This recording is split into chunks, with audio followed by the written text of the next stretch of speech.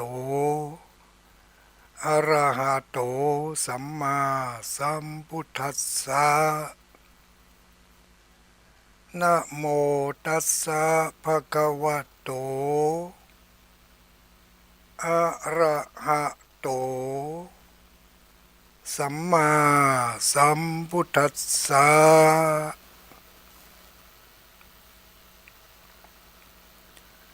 ขอความนอบน้อมแด่องค์สมเด็จพระสัมมาสัมพุทธเจ้าขอน้อมอภิวาทแด่พระสัทธรรมเจ้าขอน้อมนมัสการแด่พระอริยสังฆเจ้าขอถวายความเคารพมายังท่านพระคุณเจ้าท่านเจ้าคณะพระสังฆาธิการท่านครูบาอาจารย์พระสงฆ์องค์สังฆเจ้าทุกรูปทุกตนทุกองค์โดยความเคารพตุลุงตุปีตุนาตุอุ้ย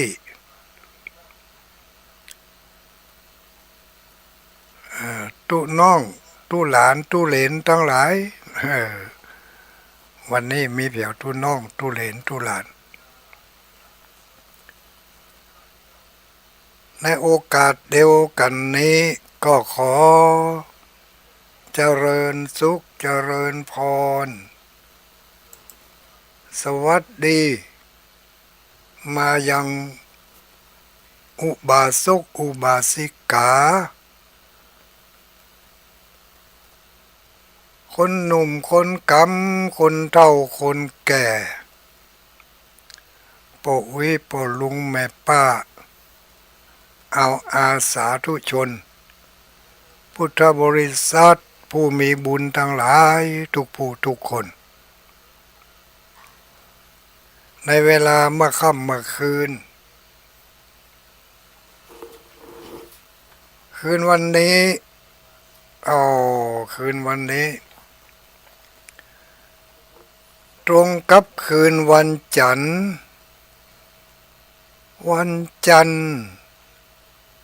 ที่21วันจันทร์ที่21เนาะ21วันจันทร์ทุกคืนวันจันทร์ปู่อุ้ยแม่อุ้ยหรือว่าคนหนุ่มคนกำที่กำลังจะได้ยินเมื่อคืนวันนี้เนาะเสียงที่ท่านทั้งหลายกำลังได้ยินได้ฟังอยู่นี้ดังมาจากวัดพระธาตุม่อนจอมพออำเภอเวียงป่าเป้า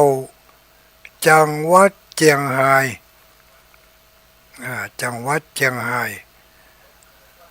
อาตมาภาพผู้ดำเนินรายการเมื่อคืนวันนี้จะบริหารเวลาของทางสถานีให้คุ้มค่าที่สุดเท่าที่สติปัญญาจะพึงมีได้ตั้งแต่เวลานี้ประมาณ2 ทุ่มปลายเสร็จเป็นต้นไปจนถึงเวลา22 นาฬิกาหรือว่าเวลา4 ทุ่มหรือว่าเวลา10 โมงเมื่อคืนญาติโยมสาธุชนจะอยู่แห่งหนตำบลใดอำเภอจังหวัดใดก็ตามเนาะแต่ละอำเภอแต่ละจังหวัดในเขตพื้นที่ภาคเหนือตอนบนนี้สามารถที่จะหมุนรับฟังได้ในหลายสถานีที่อยู่ใกล้ๆกิมกันเนาะอำนวยความสะดวกให้แก่ทางพระเผยแผ่พระพุทธศาสนา เผยแผ่พระสัทธรรมคำสอนของพระบวรสัมมาสัมพุทธเจ้าในค่ำคืนแต่ละคืนแต่ละคืนทุกคืนไม่มีคืนที่จะว่างเว้นนอกจากว่าสับเปลี่ยนหมุนเวียนกันเข้ามานำเสนอเนื้อหาสาระที่เป็นประโยชน์พ่องบ่เป็นประโยชน์พ่องคลักเคล้ากันไปก็เหมือนกับขั้วโหแกงแคอันใดที่มันกินได้ดีก็กินเอาพักไม่ใส่เครือพ่องจีนพ่องถ้าไปจับใส่กระดูกก็บ่ได้กินมันนะเอาขว้างเหรออีกเนาะก็เหมือนกันพระสงฆ์องค์สังฆเจ้าที่นำมาเสนอทุกรายการบางอย่างก็กินแล้วกินแถมซ้ำๆซากบางอย่างก็อันเดียวนั่นน่ะแต่ว่าไปเปลี่ยนปรับปรุงเปลี่ยนไปแต่งมันเอาให้มันเป็นอย่างอื่นไปต้นเก้ามาจากที่เดียวกันอย่างกับผักกาดนี่กันเนาะโอ้ผักกาดนี่เอาไปแปรรูปได้หลายอย่างดูนี่โธ่ไม่อย่างเต้าผักกาด ผักกาดแกงแกงใส่จิ้นมันยังแกงใส่จิ้นหมู3 จั่นก็อร่อยแกงใส่จิ้นควายก็หวานดีบะหมี่สักจิ้นแกงกะมันแกงล่วงใส่5 ปลาแทบก็อร่อย แกง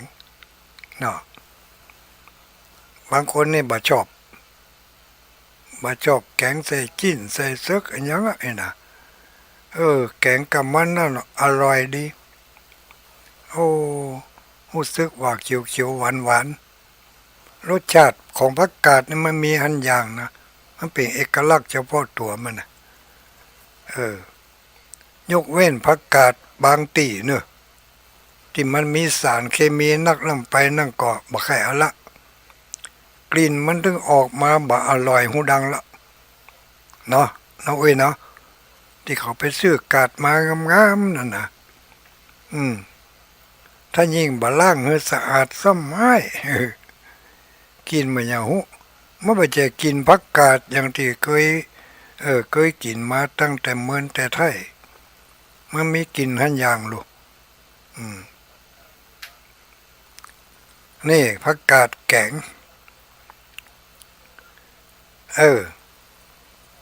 ก็เหมือนกันกับหม้อแกงตีตัวเจ้าปุ่นแกงเนื้อถึงวันกูคืนนี่แหละบางคืนก็อาจจะแกงผักกาดบางคืนอาจจะเหมือนกับจอผักกาดนี่กับผักกาดเหมือนกันนั่นเนาะบางพ่องก็เอาไปแกงบางพ่องก็เอาไปจอการจอนี่ก็เหมือนกันบางคนก็จอใส่จิ้นบางคนก็จอใส่ถั่วเน่าบางคนก็จอล่าง จอล่างก็มีแต่หรอจอล่างก็จะแกงก็ดีจะจอก็ดีเนาะบางทีก็ถ้าจอผักกาดมันเตอก็ทอดด้วยโซ่น้ำมันกินกับผักกาดจอแต่ก็มันรู้สึกว่าจะจางไปหน่อยน้อยเอาพริกแห้งแอนพริกแห้งเมาะแอนเมาะให้มันสุกแผ่วในเม็ดมันบุญนะแต่ข้างนอกมันเหมือนมันไหม้นะแต่ให้มันสุกเข้าไปถึงในบุญสมัยนี้ยากหน่อยเนอะเพราะมันแก้แก๊สกันนะ มันสุกเวยลงไปเออจอประกาศก็ยังแอนพริกแห้งกับเออขนาดจอประกาศยังกับพริกอยู่นะก็มากเพชรอันยังเบาต่ำก็ใส่หันเนาะก็ต่ำใส่จอประกาศนั่นกะโอ้มันมาอย่างอันตุลุง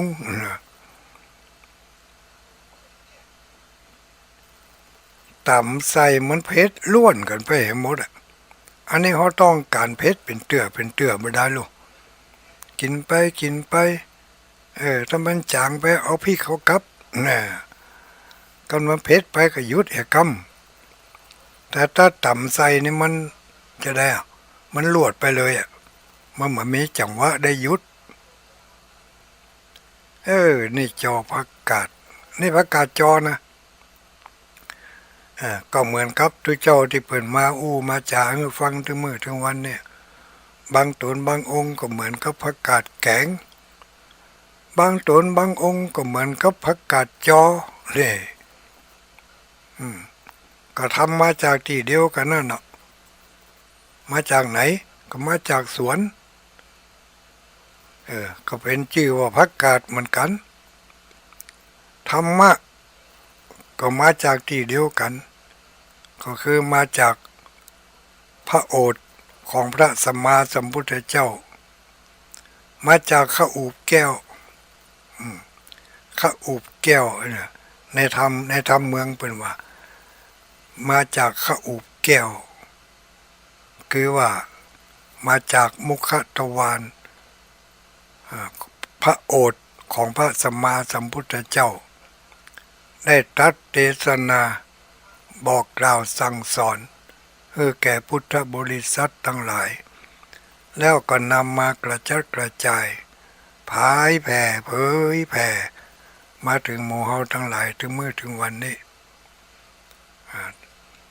ทุกวันทุกคืนเมื่อวันก็มีเนื้อรายการธรรมะนี่นะไม่ใช่ว่ามีกรรมาขึ้นมาเจ้าก็มีเนี่ยออกไปจากสถานีวิทยุคลื่นสีขาวนี่แหละกระจายไปทั่วทุกภูมิภาคของภาคเหนือที่กำเมียงเนี่ยนะตั้งแต่เมียงน่านเมียงแป่ลำปางพะเยาเชียงรายเนาะเมียงฝางก็พดมาแม่อายเมืองฝางแช่ประการเชียงดาวเมืองเป้าเนาะเมืองเป้าเชียงดาวนั่นก็ล่องไปทั้งแม่แตงบ่น่ะแม่แตงแม่ลิมสันทรายพดเข้าไปในเมืองพดเข้าไปหลายที่หลายแห่งเนาะล่องไปทางใต้ไปแถวลำปูนปุ่นลำปูนแม่ฮ่องสอนเนาะภาคเหนือตีกำเมียงเนี่ยกันหูเลียงทุกคืนวันนี้บริหารเวลาโดยพระครูปฏิภาณธรรมทินหรือที่เจ้าขึ้นสีขาวทั้งหลายหู้จักกันในนามตุลุงดอยถ้าเพลงเข้ารายการตรงจนให้ใครรับเนี่ยมาแล้วตุลุงดอยทุกคืนวันจันทร์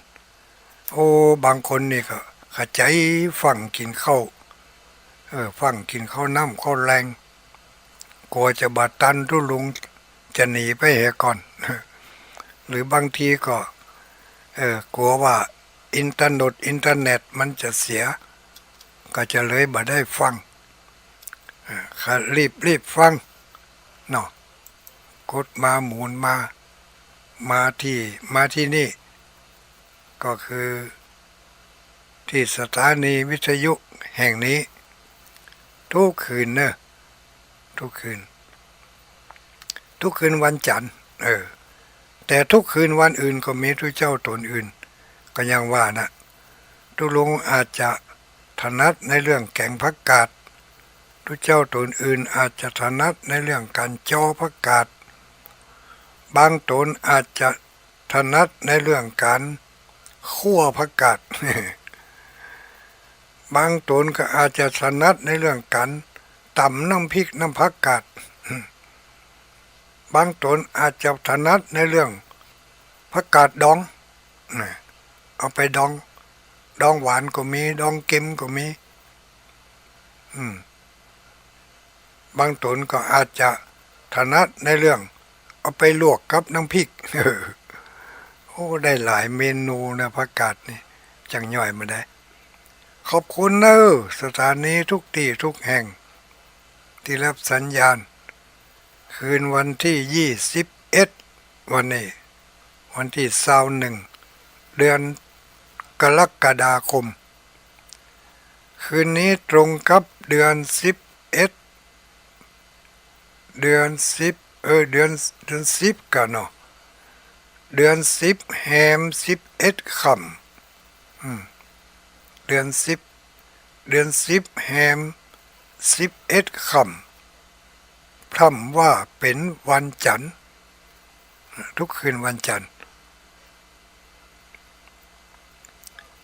มาพบกันแล้วก็ญาติโยมทั้งหลายบ่ได้คาดแคล้วเสียเวลาใส่เอาก้อนเอาเนื้อหาสาระตุลุงก็จะอู้แบบธรรมดานี่แหละบ่ได้ตั้งขึ้นมาเป็นกระทู้เป็นหัวข้อเป็นอะไรอย่างนอกจากว่าบางบางครั้งเพื่อความมั่นใจว่าเป็นคำอู้ที่เอามาจากคำสั่งคำสอนของพระสัมมาสัมพุทธเจ้าแท้ๆเลยก็จะเอาหลักฐานมาอู้ให้กันฟังเนาะอย่างอู้ไปถ้าอย่างอู้เรื่องกรรมเนาะพระพุทธเจ้าเปิ่นตรัสเทศนาเอาไว้ว่ากัมมังสเตวิภัสสติหินาปณิตตายะสัตว์โลกย่อมเป็นไปตามกรรมกรรมย่อมจำแนกสัตว์ให้เป็นไปต่างๆหินาปณิตตายะเป็นไปต่างๆเป็นไปในด้านที่ดีพ่องเป็นไปในด้านที่ร้ายที่บ่ดีที่ถ้าจะว่ากันตามตัวหนังสือก็คือเป็นไปในฝ่ายชั่วแล้วก็เป็นไปในฝ่ายดีชั่วนั้นยังมีต่อท้ายคำกันนะชั่วเลวดีเลิศดีเยี่ยมอันนี้ก็อยู่ที่กรรมเป็นการยืนยันเรื่องของกรรมเรื่องของกรรมนี่กี่คืนตั้งแต่เกิดจนตายก็ถึงบ่อาจที่จะได้หมดได้เสี่ยงเรื่องของกรรมมันเป็นเรื่องสลับซับซ้อนซ่อนเงื่อนทกเครือหาหน่วยตึงบ่ใครปะบ่ปะเก้าบ่ปะเงาของมันค้นไปก็ซับซ้อนโอลหม่านอันใดเป็นเก้าอันใดเป็นปลายบ่ฮู้อันนี้เรียกว่าเรื่องของกรรมนะที่มันเป็นอย่างอันก็เพราะว่าคนที่นี่ฮู้บ่แท้กะ มันจึงอยากสับสนสับสนโอลหม่านวุ่นวายกันเนาะเป็นว่าเรื่องกรรมนี่จะไปขึ้นนักขเจนะถ้ามันตึกก็เฮย่างถ้ามันขึ้นไปตึกไหนนะถ้ามันขึ้นไปบ่ฮอดเฮย่างเนี่ยเอาอย่างอื่นมาขึ้นถ้าไปขึ้นในวันน่ะจะหาคำตอบจนได้นะดีเป็นบ้าเป็นว่อเขาเนอะเป็นสารวิผีบ้าเขาแหละเป็นว่ามันเป็นเรื่องอาจินไตรู้นี่ เรื่องกรรมเรื่องวิบากเนี่ยจะได้ว่าเป็นอจินไตยเพราะมันเกินวิสัยของปุถุชนเฮาที่จะหาคำตอบของมันชัดเจนเป๊ะเลยเอออย่างทุกเจ้าที่อู้อยู่เนี่ยก็บ่ใช่ว่าหู้ทองแก่ทองแกนนะเรื่องกรรมกรรมเนี่ยเรื่องกรรมเรื่องวิบากเนี่ยก็หู้นิดๆหน่อยๆพอที่จะเข้าอกเข้าใจได้อยู่เอามาเปรียบเทียบหันเปรียบเทียบนี่ยกตัวอย่างหันยกตัวอย่างนี่อู้ให้กันฟังตามความเข้าอกเข้าใจก็เป็นการดีเนาะบางทีคนฟังนี่เข้าใจบัดเต้ากับที่ตุลุงเต๋อตุลุงก็เอามาโอ้บอกให้เข้าใจเต้าเดียวกันถึงตุลุงนี่เนอะแต่บางคนฟังไปเออโจกดีพอฟังได้น้อยเดียวเข้าใจนักเหลือคนที่เปิดอู้ให้ฟังก่อนอย่างอีก็มี อย่างอีก็มีสามารถที่จะเข้าใจได้ทะลุปูพงอู้ได้นักกว่าตุลุงที่อู้ให้ฟังอันนี้ก็เกิดจากบุญเก่าบุญหลังมาสนับสนุนให้ได้เข้าอกเข้าใจในเนื้อหาสาระที่เป็นแก่นเป็นสารเนาะก็ดีถ้าสามารถที่จะเข้าใจได้นักกว่าคนที่เป็นอู้ให้ฟังเป็นการเพิ่มพูนสติปัญญาอันอย่างจอคอมพิวเตอร์อย่างกระด้างเกินเดินทำมั้ไปไหนสักทีนี่เดี๋ยวไปหู้เรื่องกันว่าเนี่ยเดี๋ยวก็เนิ่มตาตัวจะปิดก็บ่ได้ถ้าปิดนี่แม่ฟังหูเรื่องกันนะนี่มันดีเจ๊จะเอาเพลงเขาเปิดเถอะละเดี๋ยวหาวิธีพอกันอย่าไปตัวหาวิธีไปตัวอาจจะได้ยินเสียงมันล็อกก็แก๊กออกทั้งพุ่นพองเนอะเนี่ยมันหายแซบมันนั่นเอาละพ่อมันแม่มันทั้งหลายเฮ้ยมายุ่งกับนี่ยุ่งกับใดโคตรไหนก็ได้ฮั่นเมาก็ได้ขี้ก็ได้มันยังก็ได้ไอ้เซฟไม่ได้ตอบไลน์ไปสักคนมาในคำนี้ว่าไปเลยเนอะนาฬิกาก็หายเซฟเนอะโอ้ยุ่งละหอยก็เป็นยังมันจะมืดทึกก็จังมันเนาะมันจะแจ้งเสละก็จังมันคะแนนว่าญาติโยมได้ยินได้ฟังอยู่เนาะก็ว่ามันหายไปฮะอันนี้ก็หายไปแต่ก็เดี๋ยวก่อนตาเธอเนอะไม่อุ้ยปออุ้ยทั้งหลายมาละอันที่มาแล้วนี่คือเสียงจากคลื่นสีขาวเพื่อชาวประชาถ้ามาอันเดี๋ยวบัดได้ยินเสียงตัวเก่านี่มันก็บดีนะต้องฟังเสียงตัวเก่าไปด้วยไปว่าไปมาอิเล็กทรอนิกส์มันจะยังได้ก็เรื่องของมันนะเว้ยจะว่าอย่างอันแต่ก็ไม่ได้ก็อ่อนหามันก็ถ้ามาอันนี่เดี๋ยวญาติโยมจะบัดได้ยินได้ฟังกันละ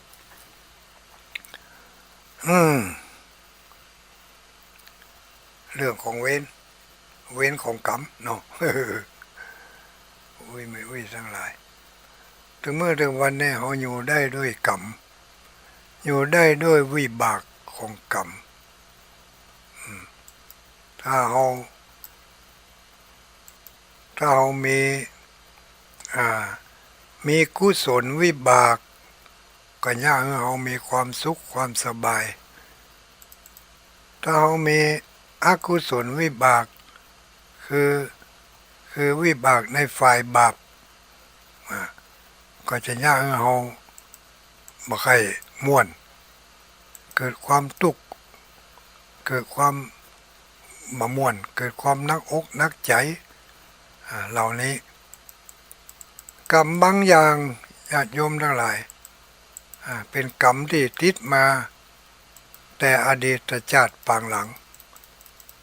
อยากให้เราได้รับผลของมันจะเป็นความสุขหรือว่าความทุกข์ก็แล้วแต่บางอย่างมันเป็นวิบากที่เราได้ทำไว้แล้วในชาติปางก่อนพอถึงชาตินี้ภพนี้วงจรมันมาครบค่อยกันก็ปะใส่กันพอดีถ้าทำกรรมดีเอาไว้ถ้าถึงเวลาที่กรรมดีมันให้ผลวงจรแห่งความดีนั่นมันมาปะกันพอดีเนาะวงจรแห่งความดีมันมาปะกันมันก็ให้ผลได้ในทันทีวงจรแห่งความดีนี่ก็ไอ้เนี่ยได้รับความสะดวกสบายความม่วนอกม่วนใจจะเนี่ยอะหยังจะอู้อะหยังจะกึดอะหยังกึดก็กึดโล่งบ่ติดบ่ขัดเวลาอู้เป็นวจีกรรมมันให้ผลในทางดีอู้แล้วก็น่าฟังคนที่ฟังเขาก็น่าฟังน่าเริ่มใส่น่าศรัทธาน่าเชื่อถือ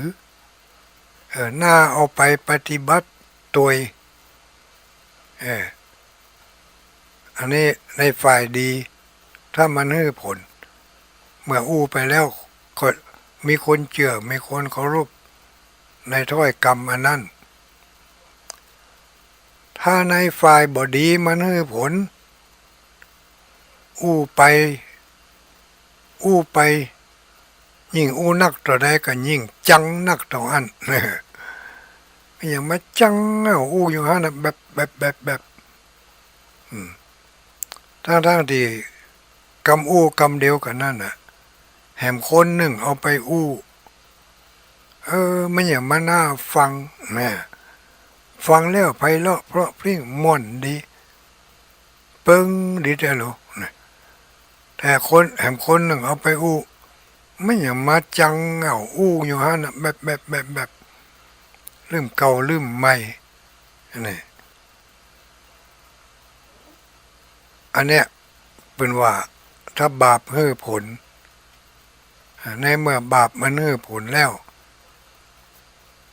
เขาจะเนี่ยดีสักหมอกดีขนาดไหนอู้ดีขนาดไหนผลที่มันออกมามันก็ยังบาดีเท่าที่ควรเถอะได้ผลน้อยเพราะมันบ่มีแห่งฝ่ายที่ดีมาสนับสนุนถ้าฝ่ายดีมาสนับสนุนแล้วอูเล็กอูน้อยคนที่เพิ่นฟังก็สามารถนำไปขยายออกดอกออกผลได้อย่างดีเป็นแนวทางที่จะทำให้คนอื่นเอาไปเนี่ยไปทำได้ตามที่อู้นั่นอยากจะทำอยากจะลองนำไปปฏิบัติพอเนี่ยอันนี้ก็เป็นวิบากในฝ่ายดีเมื่อให้ผลแล้วอะไรมันก็ดีไปหมดเพราะว่าความดีมันให้ผลถ้าความบดีมันให้ผลก็ตรงกันข้ามก็คือ ความตั้งใจอู้ก็ตั้งใจจัดดีคำกรรมที่อู้ก็พยายามสรรหาเลือกแล้วเป็นกรรมที่ดีที่เหมาะที่สมเวลาก็เป็นเวลาอันเหมาะอันควรแต่ว่าฟังแล้วเอ๊ะมันไม่อยากจะนำไปประพฤติปฏิบัติฟังแล้วเกิดความรำคาญไปเหี่ยไม่อยากเอามาใส่คิดใส่ใจไม่อยากจะติดตามไม่อยากจะทดลองบ่น่าเชื่อถือแหมต่างหากนี่คือในเมื่อฝ่ายบดีมันให้ผลมันก็จะเป็นอย่างนี้ไปซ้ำเติมในสิ่งที่บดีน้อยหนึ่งก็ให้บดีนักขึ้นทิกๆนี่ลักษณะของกรรมยังปล่ำปเหลือเนาะเว้ยเนาะก็กรรมบัดซะบอกวางกันแล้วนี่กำอยู่หันแล้วนี่ซะให้พ่องกะมันง่ายอย่างอู้นี่นะถ้ามันง่ายอย่างอู้นี่ก็เป็นพระอรหันต์กันหมดกะก็เป็นคนดีกันถึงบ้านถึงเมืองกะมันมาง่ายอย่างอู้นี่นะคำอู้นี่มันง่ายกะแต่เวลาที่จะทำนี่ต้องหัดแล้วหัดแถมอดแล้วอดแถมทดลองแล้วทดลองแถมจำแล้วจำแถมเนี่ยก็ยังแคว้นหน่อยเนี่ยสิ่งที่นักก็กลายเป็นเบาขึ้นมานักก็กลายเป็นเบาขึ้นมาเพราะยินยอมที่จะลองเอาไปใจไปฝึกไปหัดพออย่างที่พระสงฆ์องค์สังฆเจ้าเขาทั้งหลายเนี่ยที่ได้แนะนำบอกกล่าวบอกว่าถึงมื้อถึงวันนี้ถ้าใครมีความสุขก็ให้มันพอลมหายใจเนอะนี่นะใครมีสติปัญญาก็ให้มันพอลมหายใจใครป้นกรรมป้นเวรป้นวิบากในทางที่บ่ดีก็ให้มันพอลมหายใจก็ใครได้สิ่งที่ดีๆใครให้มีอายุมันยืนยาวใครให้มีความสุขกายสุขใจใครให้มีพละกำลังถึงไปนอกไปในก็ให้มันพอลมหายใจกล้าลมหายใจอย่างเดียวนี่ให้ได้สารพัดให้เป็นรูปธรรมก็ได้ให้เป็นนามธรรมก็ได้อยู่ที่คนฮับจะเข้าใจมากน้อยเพียงใดถ้ามีความเข้าใจนักก็นำให้เกิดผลนักขึ้นจะจุงเฮาให้ลบหลีกจากสิ่งที่ชั่วร้ายทั้งหลายได้หรือบางอันก็จะสนับสนุนสิ่งที่ดีและมีอยู่แล้วให้มั่นคงยิ่งขึ้นอยู่ในตัวในใจของเฮานี่แล้วสามารถนำไปกระจายผายแผ่เผยแผ่ให้คนอื่นที่บ่ฮู้ก็ให้ได้ฮู้ที่บ่ได้ยินก็ให้ได้ยินเนี่ยอย่างกับหมู่เฮาทั้งหลายมีหลายผู้หลายคนได้ฟังสถานีวิทยุแล้วได้รับสิ่งที่พึงอกพึงใจก็เอาไปอู้ต่อกันมึงได้ฟังก็ทุเจ้าเปิ่นอู้มหยังมึงได้ฟังก็ทุเจ้าตัวนั่นเปิ่นมีเนื้อหาสาระดีเนอะโต เอาออกมาเป็นอย่างเป็นอย่างเป็นอย่างนี่อันนี้ก็อยู่ที่ว่าเขาจะนำไปเผยแผ่ได้มากน้อยเพียงใดก็ต้องเลือกคนเหมือนกันนะก็ต้องใจสติปัญญาให้น้อยคนที่จะชี้นำจะบอกกล่าวได้นั่นก็ควรจะชี้นำบอกกล่าวคนบางกลุ่มบางพวก เขาพอแล้วหันท่าว่าเขาจะบาต้วยตาม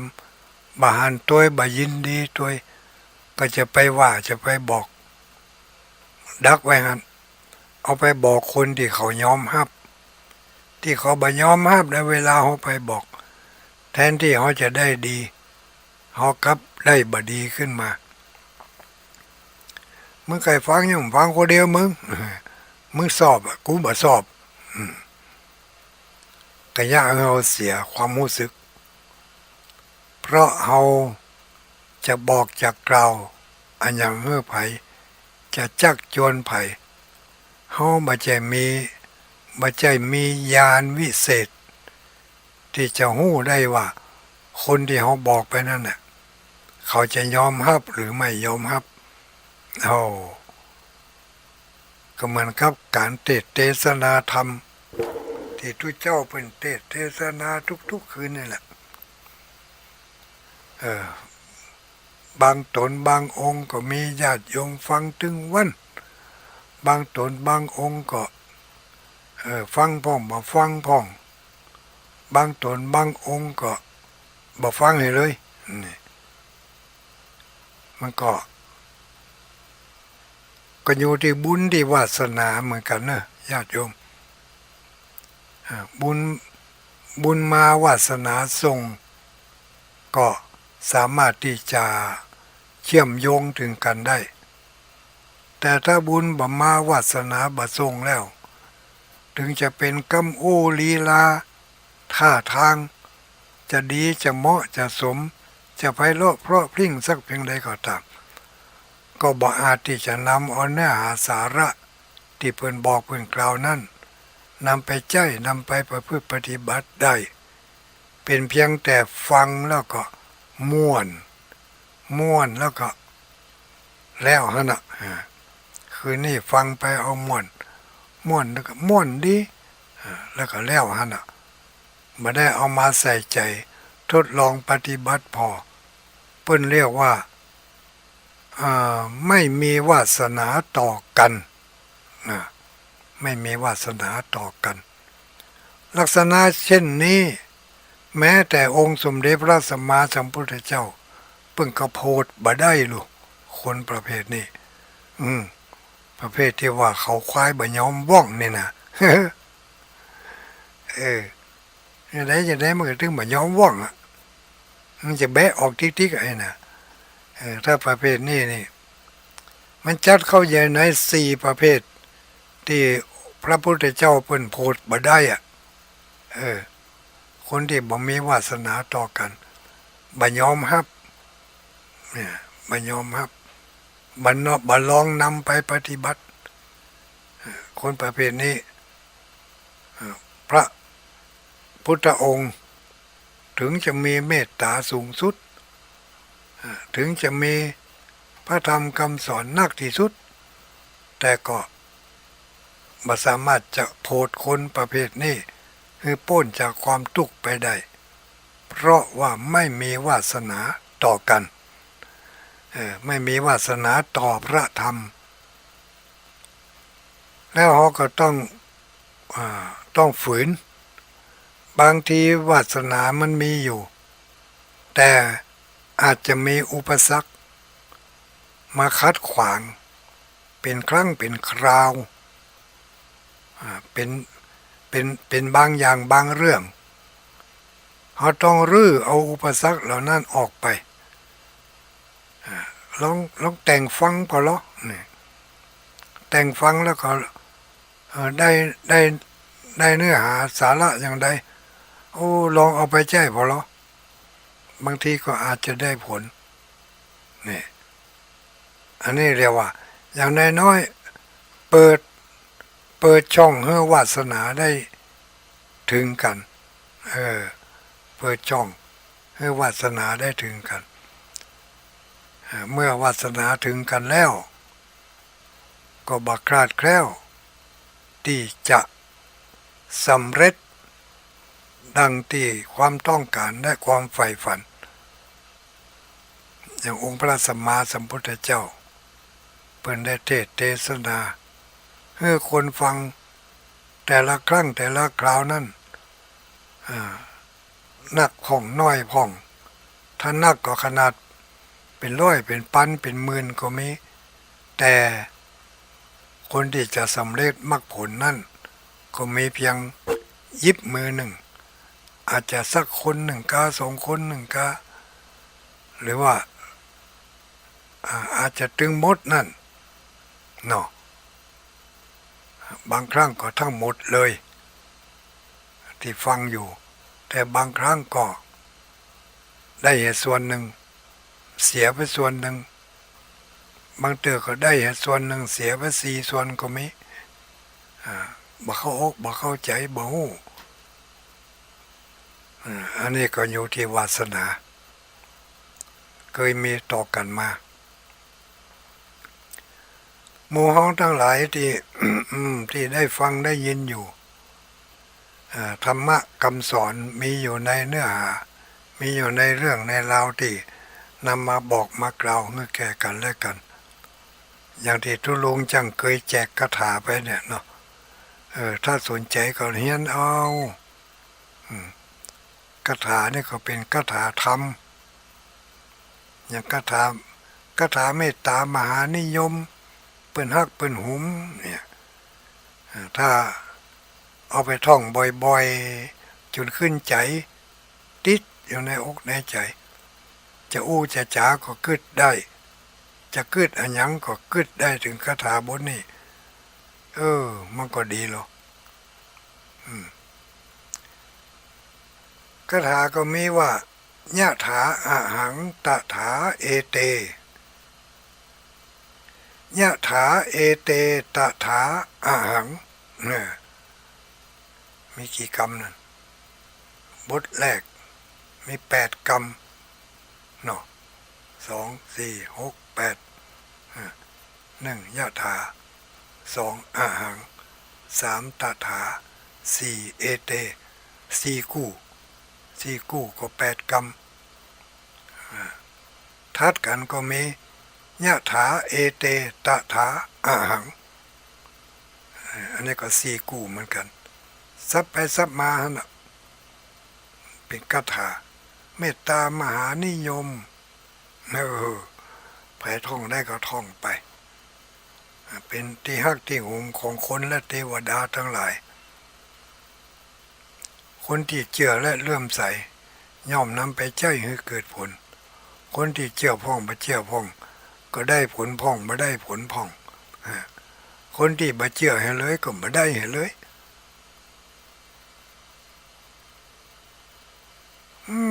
ไปคาถาก็ถือมันหยังก่อขณะมีสตางค์เต็มกระเป๋าเด้อเขาถึงฮักเป็นแน่จะได้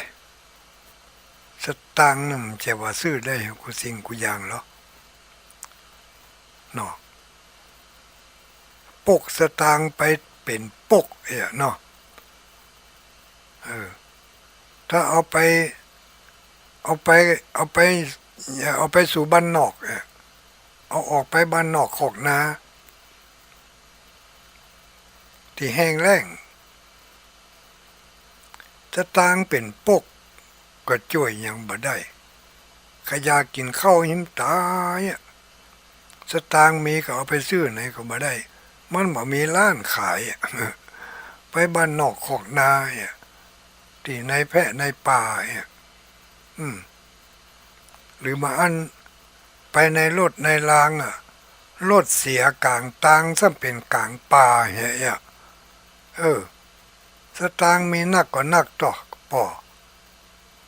อุ้ยสตางค์เป็นกระสอบก็ช่วยยังบ่ได้รุ่นนั้นสู้คาถาบ่ได้เนาะ ท่องคาถาให้ดีมีจิตใจเยี่ยมแย้มแจ่มใสมีความคิดเอื้อเฟื้อเผื่อแผ่เมตตามันแสดงออก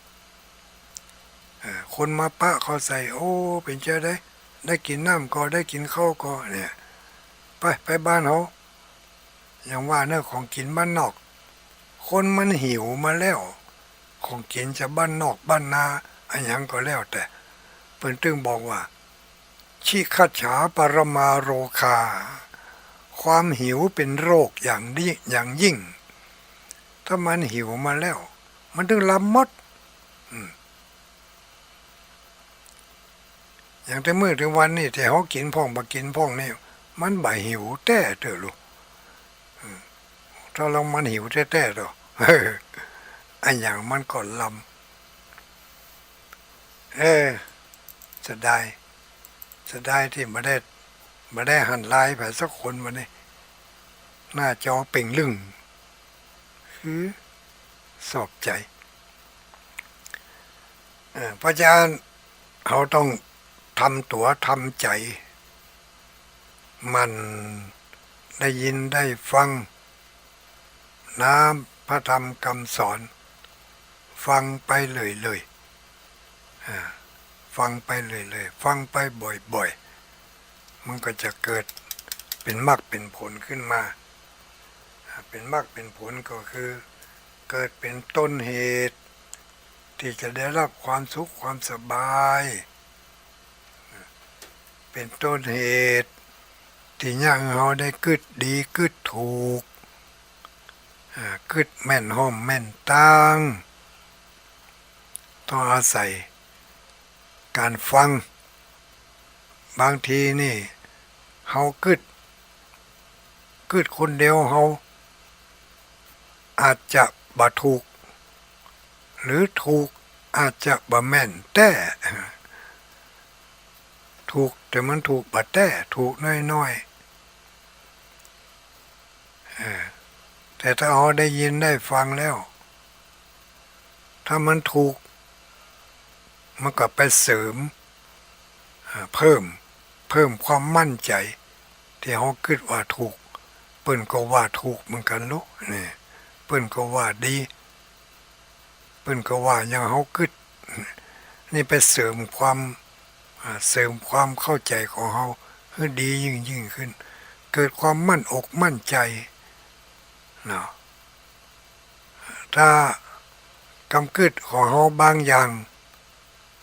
มันกึดไปแล้วกึดฝังอยู่กึดได้อย่างอันแต่พอเราได้ยินได้ฟังจากคนอื่น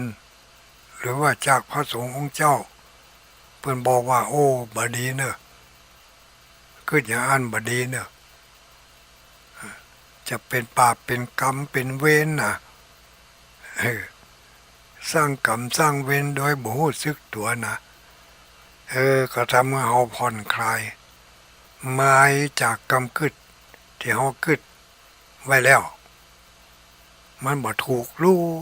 ก็จะได้ถอยออกมากะถอยออกมาต่อไปเราบ่กึดอย่างนั้นเพิ่นว่ามันบ่ถูกมันบ่ดีเนี่ยว่าบ่ได้อาจจะเข้าใจได้น้อยเนาะจะโอ้ฟัง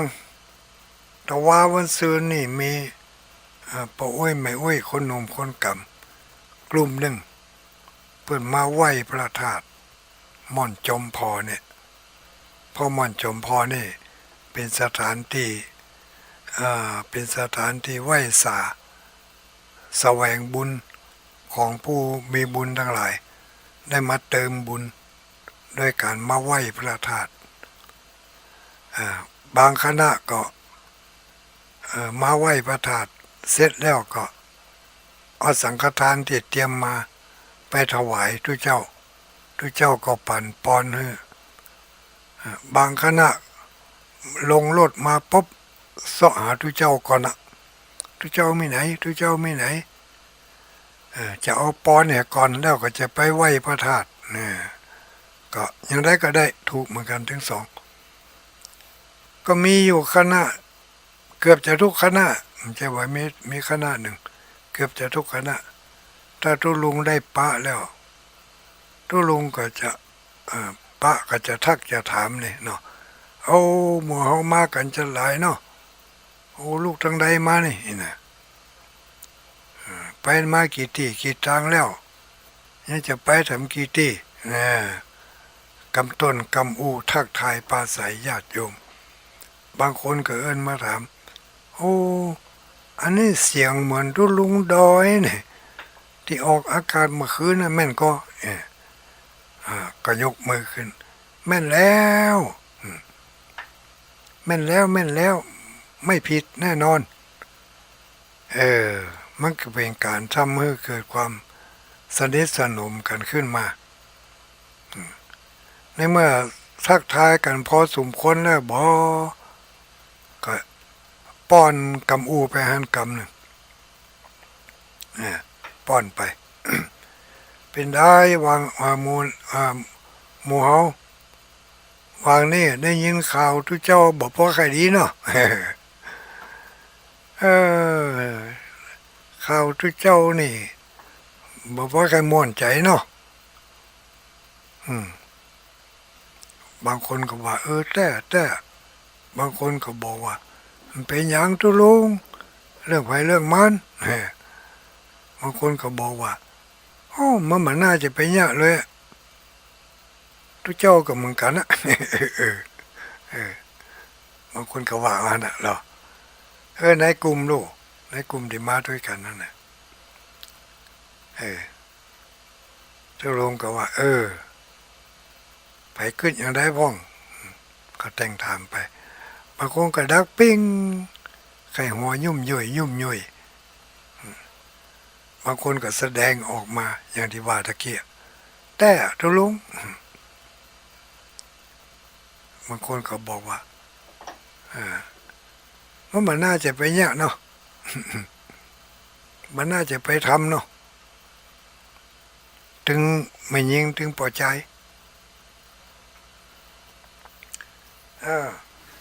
ทุลุงก็บอก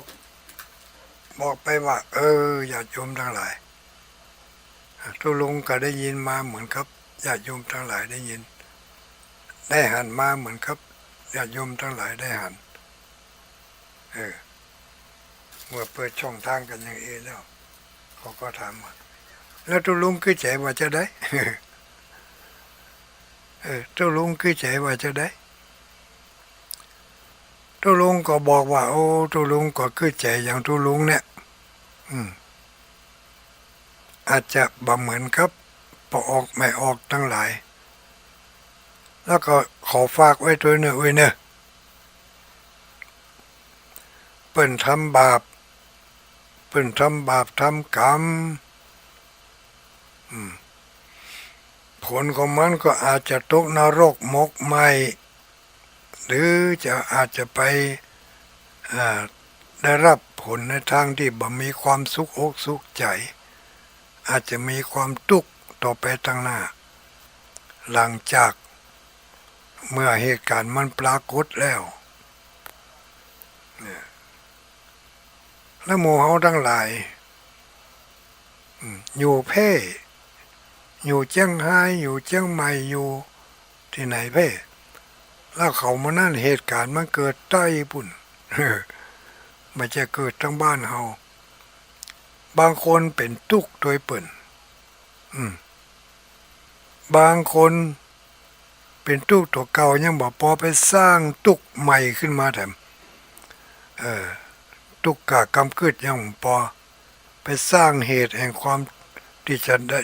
จะทำให้เกิดทุกข์ขึ้นมาแถมเหมือนกับว่าเปิ้นตกนรกเขาก็จะรู้ไปตกนรกด้วยเปิ้นจะได้ทุลุงก็จะได้เขาส่งคนผิดกันนะเขาส่งคนมีเรื่องมีราวกันนะถึงไม่ยิงถึงพอใจแล้วเขาเป็นคนนอกโมยโนยแน่อย่างโมโหต้นสายปลายเหตุแต่จริงเป็นอย่างไรเขาก็โมโหก็เขาญาเปิงใจเขาก็ยกย่องสรรเสริญก็เขาญาบ่เปิงใจเขาก็ไปแจ้งไปด่าเขา ตัวนี้แหละที่จะย่างให้เราตกนรกเพราะเราวางตัววางใจบ่ถูกเป็นจะได้ที่ว่าวางตัววางใจบ่ถูกถ้าเราหู้เรื่องของกรรมแล้วนะเรื่องของเวรของกรรมเนี่ยเขาจะบาโทษไผจะบาโทษฝ่ายหญิงจะบาโทษฝ่ายชายฟังก็ฟังเฉยๆหันก็หันเฉยๆบ่กึดต่อบ่ไปต่อยอดแห่งความชั่วร้ายที่เกิดขึ้นความบ่ปึงใจของเฮาก็ระงับไว้โดยความเข้าใจเรื่องของเวรของกรรมกฎของกรรมเมื่อมันมาถึงกันแล้วจะอยู่ที่ไหนที่ไหนมันก็ต้องได้เนี่ยได้ทำต้องได้ปะได้พบกันจนได้เนี่ยเพิ่นถึงได้บอกว่าเป็นผัวกันเมียกันลูกกันป่อกันบดีกล่าวคำว่าจะฮักจะแปลงจะอุปถัมภ์บำรุงกันถึงชาตินี้และชาติหน้าบดีไปว่าอย่างนั้นผัวเมียอยู่กับกันฮักกันแปลงกันโอ้ขอฮักกันแปลงกันตลอดไปเนอะถึงพบนี่พบหน้าชาตินี่ชาติหน้าเกิดมาจัดได้ก็จะต้องได้ปะได้พบกันต้องเบื่อมันห่างจากกันแน่อันนี้ถ้าไปอธิษฐานหรือว่าตั้งความปรารถนาไว้อย่างอีกมันบ่ดีจะได้ว่ามันบ่ดีระหว่างเฮากับเขานั่นแหละมีบุญบ่เท่ากันมีกรรมบ่ใช่อย่างเดียวกันเขาอาจจะทำกรรมหนักเขาอาจจะทำกรรมเบาเขาอาจจะทำกรรมในฝ่ายบุญหนักเขาอาจจะทำกรรมในฝ่ายบาปหนักถ้าเขาไปตั้งความปรารถนาว่าเกิดจากหน้าหุ่นใดก็ขอให้ได้ปะได้พบกันนอถ้าเกิดจากหน้าหุ่นใดถ้าเขามีบุญนักเขาไปเกิดเป็นมนุษย์เป็นคนถ้าเขามีบาปนักเขาได้สร้างบาปไว้นักกว่าเขาได้ไปเกิดเป็นสัตว์เดรัจฉานหรือว่าไปเป็นพูดผีปีศาจเนาะก็ต้องไปตักตอขอกินหรือไปเกิดเป็นสัตว์เดรัจฉานก็จะต้องได้ไปสมสู่กันไปพบไปปะกันตามที่แรงปรารถนาที่มีต่อกันถ้ามีบุญมีกรรมเพียงพอกันไปเกิดเป็นคนเหมือนกันแต่ไปอยู่คนละที่ละทางกันก็ต้องได้ดันดนไปปะกันจนได้บ่วิธีใดก็วิธีหนึ่งไม่ยิงกับปล่อยใจที่เกิดเหตุที่เขาหันถึงมือถึงวันนี่มันเป็นเวรเป็นกรรมของเขาลูกเขาบ่มีส่วนเกี่ยวข้องเนี่ยสักหน่อยจะไปแจ้งไปด่าเขาอย่างไปสร้างบาปสร้างกรรมโดยบัจจัยเหตุเรื่องของเขาเวรของเขากรรมของเขาที่ได้มาปะที่เขาได้อธิษฐานต่อกันไว้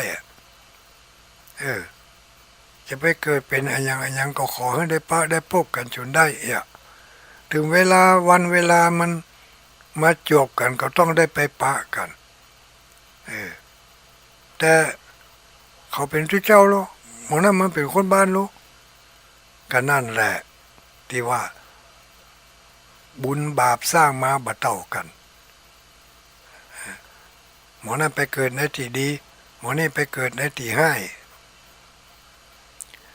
คนที่เกิดในที่ดีอาจจะไปทำร้ายคนที่เกิดในที่ให้ก็ได้คนที่เกิดในที่ให้ที่ต่ำที่ต้อยอาจจะไปทำร้ายคนที่เกิดในที่ดีก็ได้ถ้าอาฆาตกันไว้แล้วมันก็ต้องแรงของอาฆาตมันก็ต้องได้ไปปะไปพบกัน บ่พบใดก็พบหนึ่งในเมื่อกรรมมันบารุนแรงพอที่จะให้ผลได้ในภพนี้ชาตินี้มันก็ต้องให้ผลได้ในภพชาติต่อๆไปบ่แน่นะ ก็ยังเปรียบเทียบเพื่อเขาฟังนะปู่อุ้ยแม่อุ้ยนักอกนักใจยังจะไปกึดในทางที่บดีกับเขาบางคนก็บอกว่าฝ่ายไม่ยิ่งมันก็เหลือเกินฝ่ายพอใจเปิ่นอยู่ในที่ดีแล้วไปควักไปจี้เปิ่นไปหาเปิ่น หรือไปทำลายเปิ่นไปจักไปเปียงเปิ่นลงมาเนี่ยเสียอารมณ์เสียความรู้สึกเสียดายถ้าเขาเกิดในแง่ให้ถ้าเขาเกิดถึงกรรมในแง่ร้ายหรือว่าในฝ่ายร้ายเนาะโอ้ยเอ๋ยถ้ากรรมในฝ่ายร้ายของถึงสองฝ่ายถึงฝ่ายไม่ยิงถึงฝ่ายปวดใจเกิดว่าในอดีตชาติที่ผ่านมานั่นน่ะไม่ยิงคนนี้อาจจะถูกปวดใจหลายๆคนที่ไม่ยิงคนนี้ในสายตาของเขาว่าไปทำลายไปทำลายชื่อเสียงเกียรติยศทำลายความเป็นสมณะสาเพศเมื่อตกต่ำลงไปเป็นแน่จะได้เวรกรรมที่เขาทำต่อกันมาเขาไปหู้อย่างเนาะพอใจ9 คน10 คนที่ซื้อหาละเพศไปนั่นน่ะในอดีตชาติเขาหมู่นั้นอาจจะเป็นเพื่อนกันแล้วก็อาจจะไปลุมกันทำร้ายไม่ยิงคนนี้ก็ได้หรอในไม่ยิงคนนี้มันก็อาฆาตกัน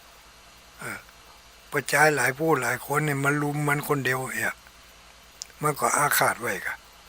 พออาฆาตไว้พบเกิดในภพใดชาติใดมันก็ต้องได้ไปปะใส่กันก็ต้องได้ไปทำลายกันอยู่ดีบาทำลายทางหนึ่งก็ต้องทำลายทางหนึ่งเขาจะหันว่าอย่างบางรายเนี่ยเอายาพิษให้กินเนี่ยเนาะเอายาพิษให้กินคนเดียวเอายาพิษหยอดใส่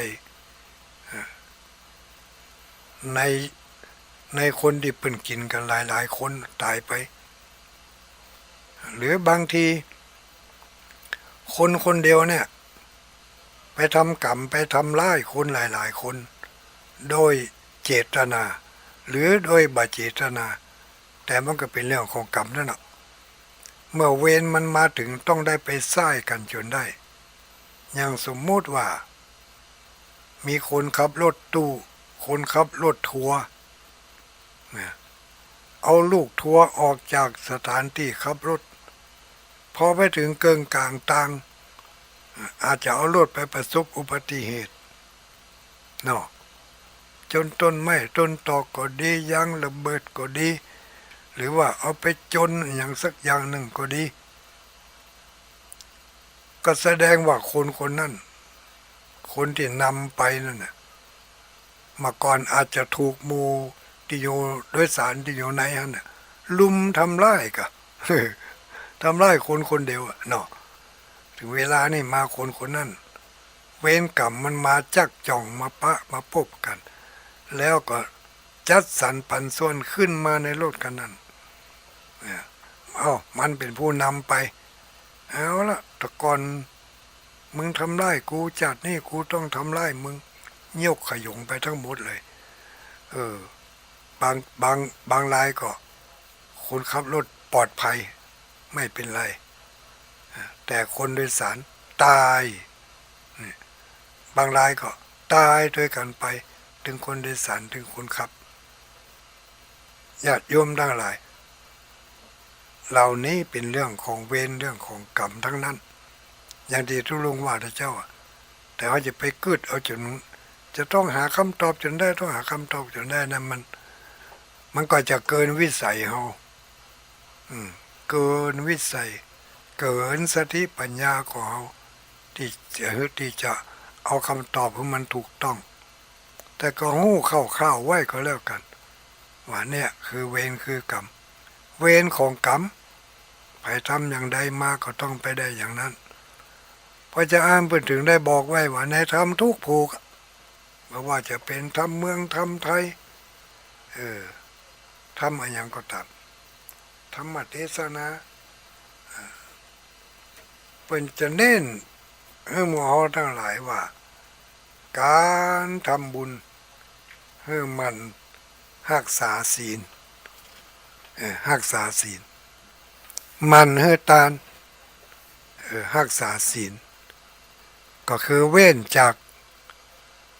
กายกรรมวจีกรรมมโนกรรมให้มันดีทำกายกรรมให้มันดีทำวจีกรรมให้มันดีเกยไผ่เกยกาวไล่ป้ายสีก็อดอ้อยผ่องยั่งให้ผ่องวันหนึ่งเกยเกาไล่ป้ายสีคนนึงอย่างน้อย4-5 คนอ่ะวันผูกนี่เราใส่ไล่ป้ายสีสักคนก็เพราะวันหื้อก็ยั่งฮะยั่งได้ก็ยั่งฮะถ้ามันจะแหลมทำได้จะเล่าขวัญเป็นแล้วบอก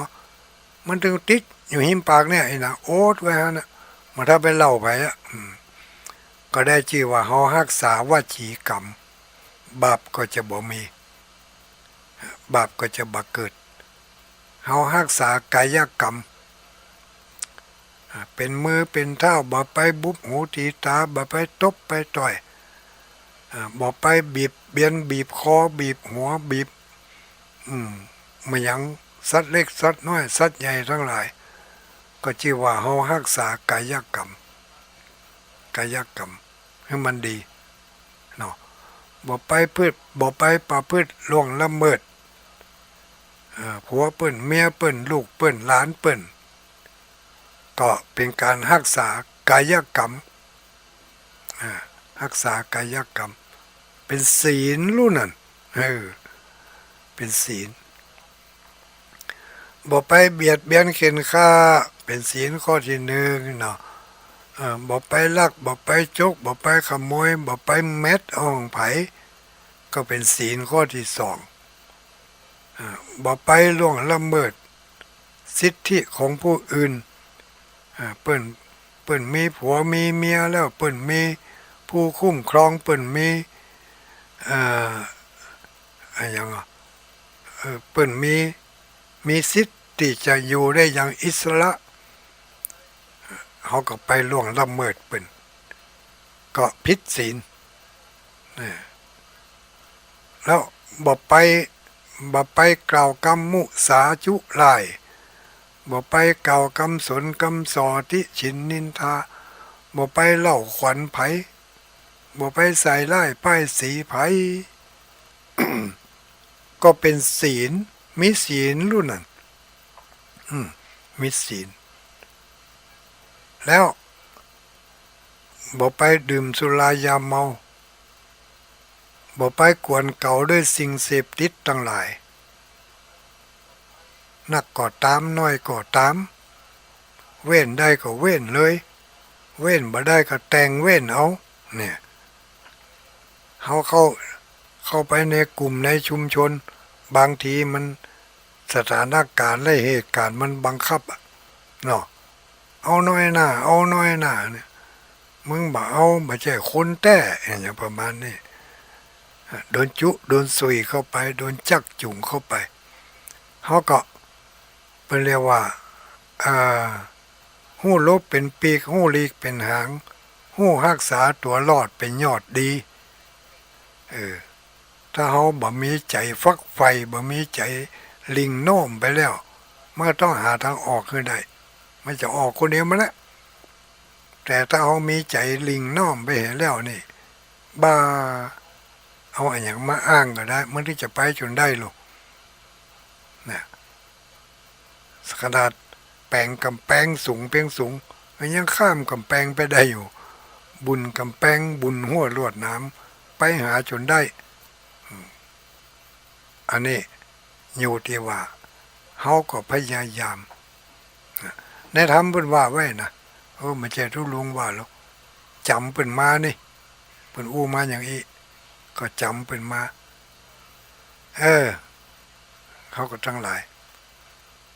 ก็ฝากฟังกันเอาไว้เนาะอดได้ก็อดบ่ได้ก็ต้องอดอดบ่ได้แต่ก็แต่งเอา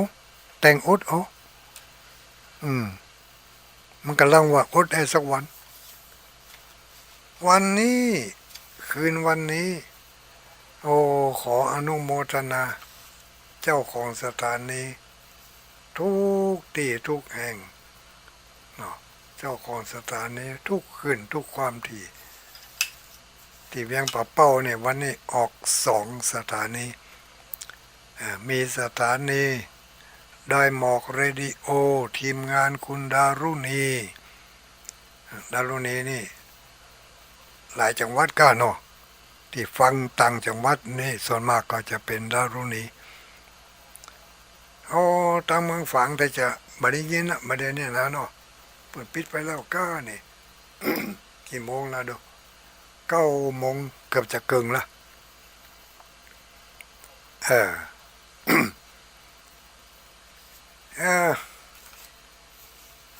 ก็ฝากฟังกันเนอะเอาไปพิจารณาพออันใดมันล้ำก็กินไปอันบ่ล้ำก็ละไว้หันก่อนมันนาก็มาใส่กินเอาใส่กินแย่มันเอาถ้าเนื้อมันบ่ล้ำก็เนื้อมันบ่กินน้ำมันก็ได้น้ำทำคำสอนที่มีประโยชน์ก็ฝากไว้ครับทุกคนทุกท่าน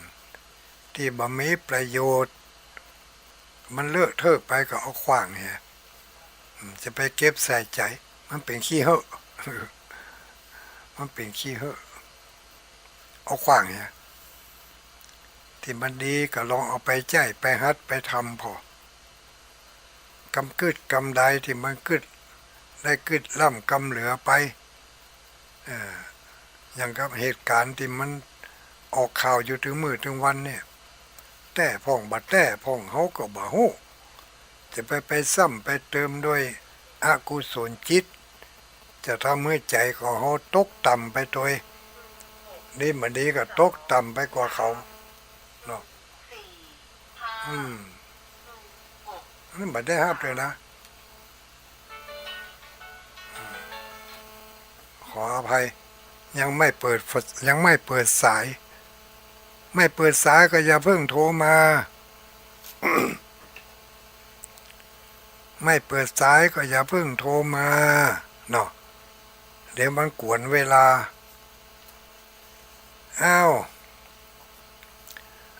ข่าวบริการประกาศอนุโมทนาบุญกับญาติกับโยมทั้งหลายแฟนครับ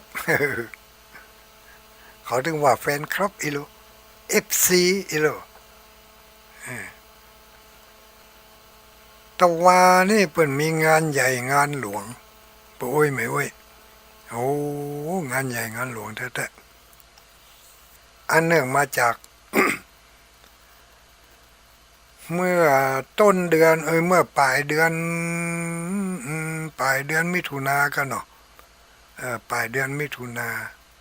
เขาได้ปากันไปหล่อเทียนพรรษาที่วัดแม่หงไข่อันนั้นก็เป็นงานใหญ่ข้างหนึ่งละ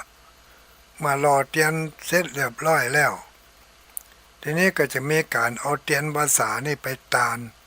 ก็เป็นงานใหญ่ทั้งหมดการไปตานเตียนปีนี้มีการตานเตียนอยู่2 จุดคือจุดที่ใกล้แล้วก็จุดที่ไกลทั้งนี้และทั้งนั้นก็เพื่อจะฉลองศรัทธาของพ่ออุ้ยแม่อุ้ยทั้งหลายนักศีลนักบุญที่มีความประสงค์ใครจะเดินทางไปแสวงบุญต่างถิ่นต่างที่ไปมีศักยภาพมีกำลังวังชามีกำลังกายกำลังทรัพย์สามารถที่จะไปไกลได้ก็ไปไปที่หู้ตัวว่าถ้าไปแล้วจะไปสร้างความเดือดร้อนให้แก่ตัวเองสร้างความเดือดร้อนให้แก่คนอื่นก็จะไป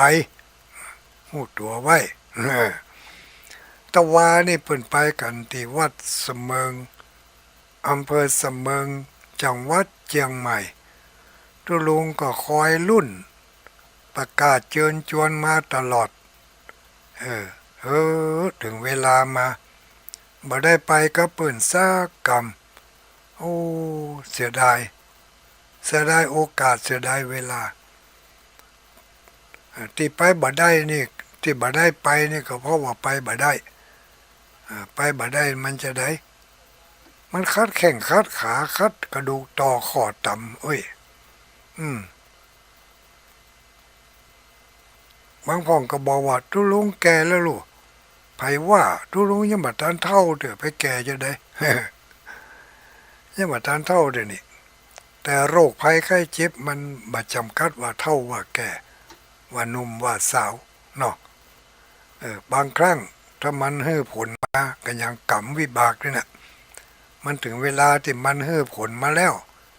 จะหนุ่มมันก็ให้จะเฒ่ามันก็ถึงให้ถ้ามันบ่ให้ผลมาแล้วหนุ่มมันก็ถึงบ่ให้เฒ่ามันก็ถึงบ่ให้อย่างปู่อ้ยแม่อ้ยบางคนเท่ากว่าตุลุงก่อนเท่าอ่ะสมาร์ทแกอายุนักกว่าตุลุงก่อนได้มาแอวหาตุลุงอย่างไม่อุ้ยอาลีพันธ์เนาะไม่อุ้ยอาลีพันธ์กับไม่อุ้ยมันอย่างนั้นไม่อุ้ยบุญธรรมอีกเนาะแล้วก็ไม่อุ้ยแก้วนี่แหละโอ้ต่างจังหวัดเลยอายุ80ปลาย90ขอหลานขอลูกมาส่งแอวหาทุลุงนาทีทุลุงหนุ่มน้อยจะไปแอวหาแม่อุ้ยอันนี้เปิ่นกำลังวังชาเปิ่นยังดีอยู่นะเดินขึ้นรถเดินลงรถนี่แต่ทุลุงนี่มาระยะ หลังๆนี่รู้สึกว่าข้อแข้งข้อเท้ามันใครเป็นขี้เมี่ยงไปเลยมันฝืดมันคัดมันแกนมันจะได้หุเป็นบางเตือนะจับบางวันมันก็ดีดพื้นอ่ะจับบางวันมันก็ให้ดินพอจะบ่ได้นี่บางเตือนี่จะลุกจากที่นอนมาจัดรายการนี่คือยากขนาดนักถึงฝืดถึงคัดนั่นน่ะแต่ก็มาเนาะมันบักไก่กันลูกระหว่างห้องนอนกับห้องส่งนี่แต่ว่านี่ถึงตัวลุงบ่ได้ไปตัวบ่ได้ไปแต่ใจนี่อยู่ปุ่นอ่ะก็พอการถ่ายทอดสดอยู่ตลอดพร้อมกันนั้นแต่ว่านี่ถึงตัวลุงบ่ได้ไปก็มีญาติโยมที่มีความคิดตึงหาได้พร้อมได้เตรียมจตุปัจจัยว่าจะเอาไปถวาย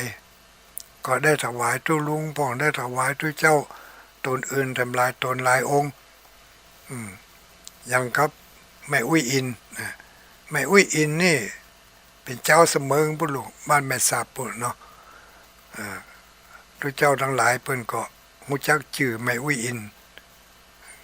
แต่ว่านี่ก็ไม่มีญาติโยมที่เพิ่นได้ฝากจตุปัจจัยมาก็มีแม่อุ้ยอินชัยอุดบ้านแม่สาบเหนืออำเภอเสมิงจังหวัดเชียงใหม่เนาะได้ไปร่วมกินร่วมทานร่วมอ้อมโถดินไปถวายทุเจ้าตัวหน้าบุญตุลุงไม่ได้กินโถดินมันครบมันได้ แต่เพิ่นก็ได้ฝากจตุปัจจัยใส่ซองมาจำนวนหนึ่งกี่บาทบ่ฮู้เด้อบ่ได้เปิดซองกำเตืออยู่ในซองนั่นน่ะขออนุโมทนาเด้ออุ้ยอินเนอร์บุญคำบุญโจ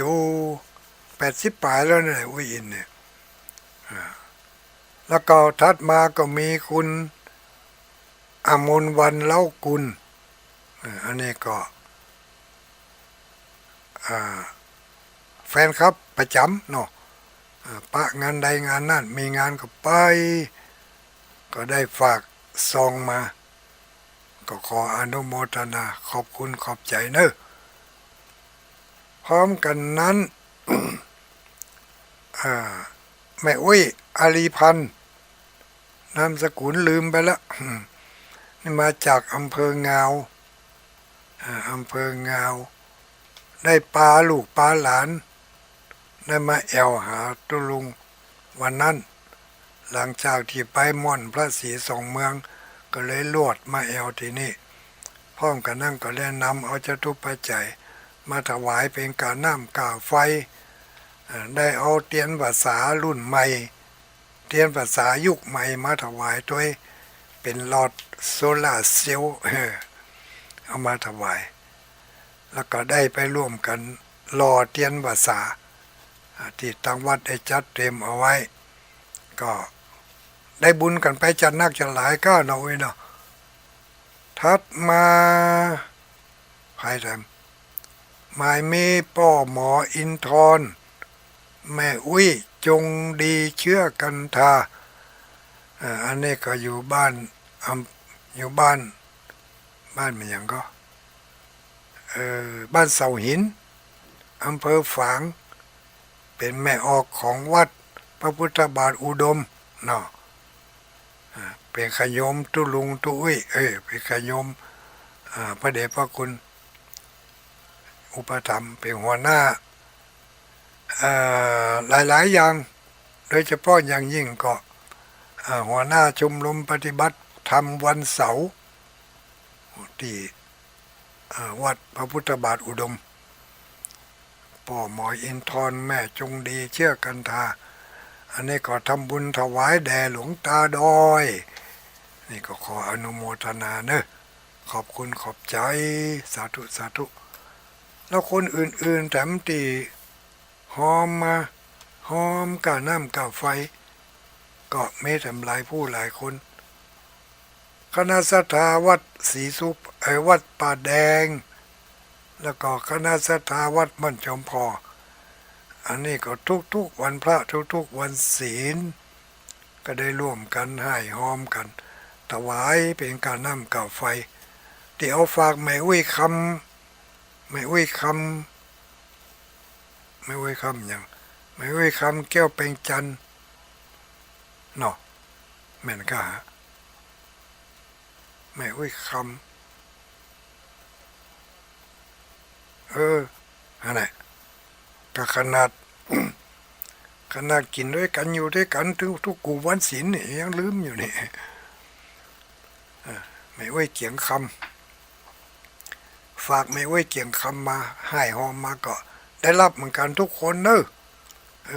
ปู่ไว้ไม่ไว้ที่อยู่ทางวัดป่าแดงทัดนั่นมาตะกี้เมื่อแรงนี่ก็มีคุณโยมปู่ไว้คุณพ่อพิพัฒน์อันนี้อยู่อำเภองาวกะเนาะป่อหมอพิพัฒน์อยู่อำเภองาว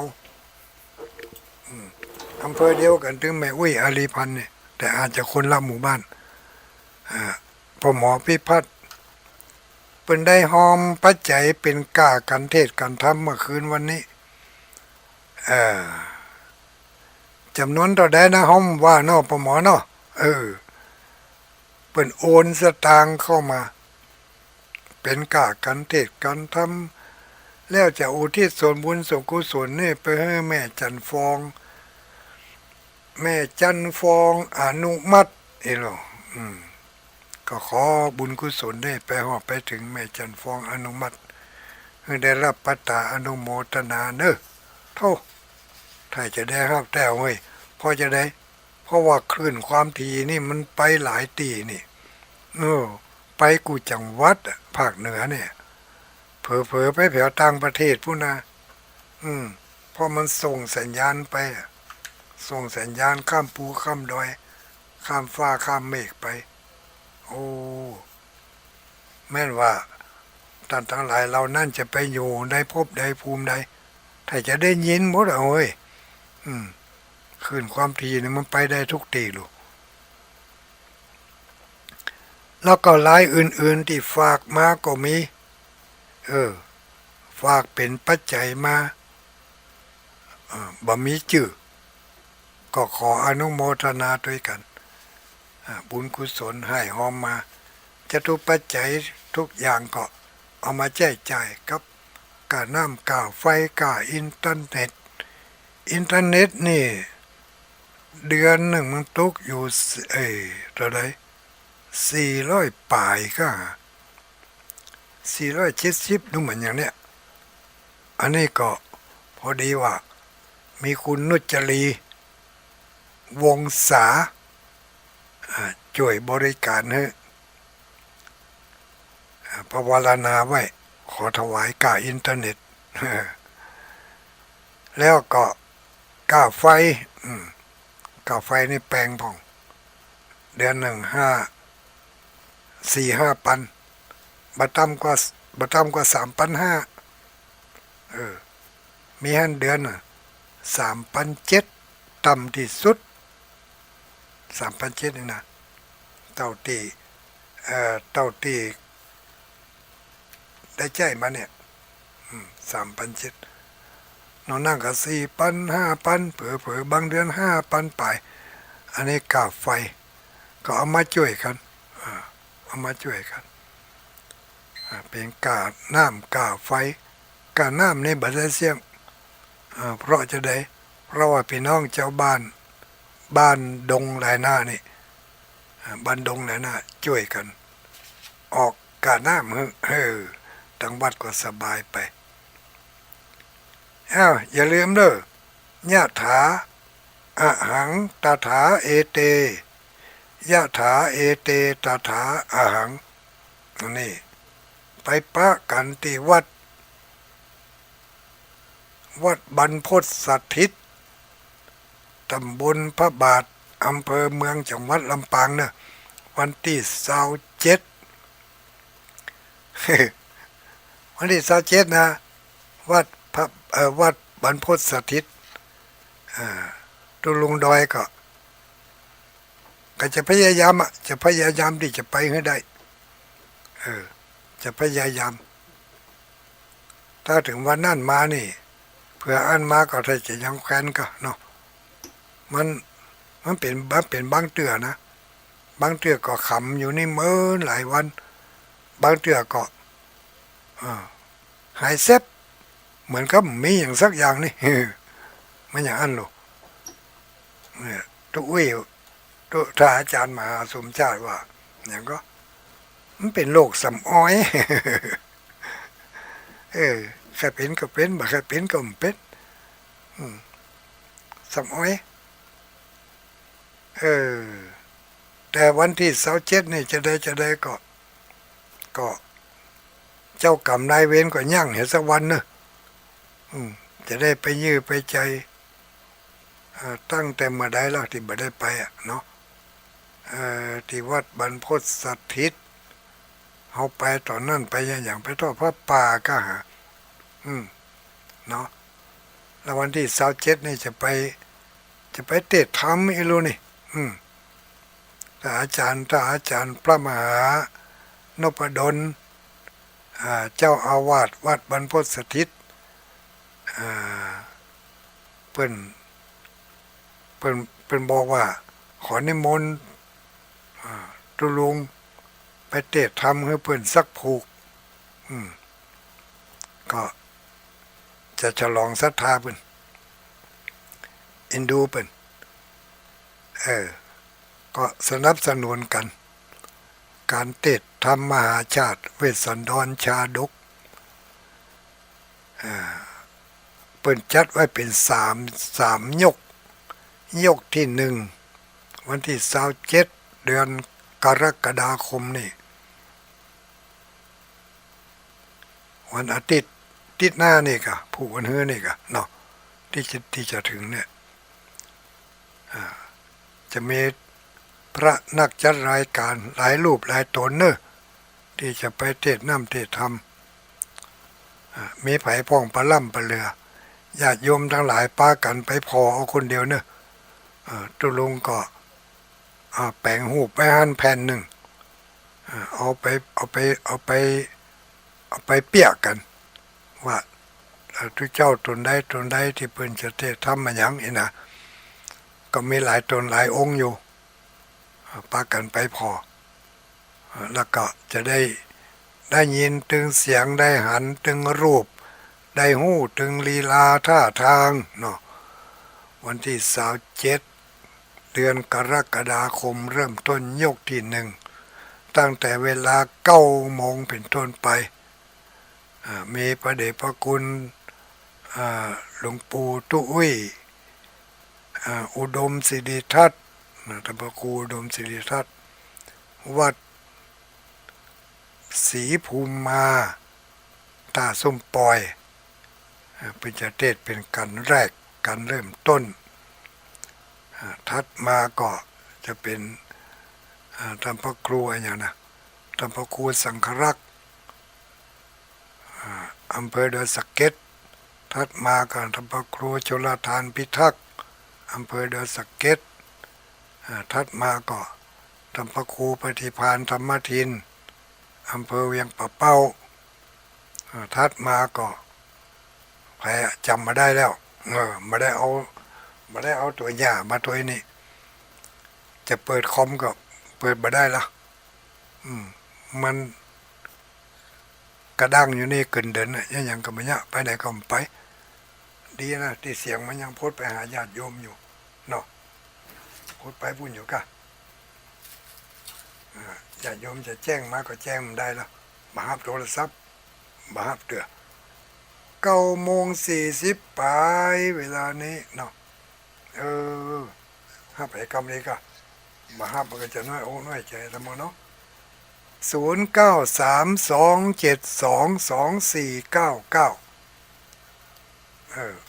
ตะกี้ทานมันเสี่ยงไปเลยเจ็บไปละเอาญาติโยมนู้ใครมีจิตเจตนาศรัทธาจะโทรมาก็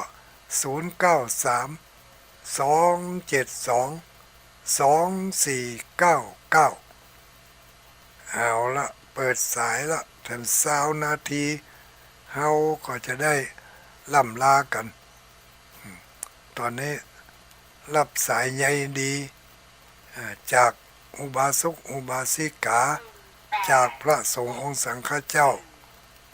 ที่เปิ้นฟังอยู่อ้าวเจริญพรแม่อุ้ยเมืองเป้าว่าจะได้ชัดเจนก่อนชัดเจนดีเนาะ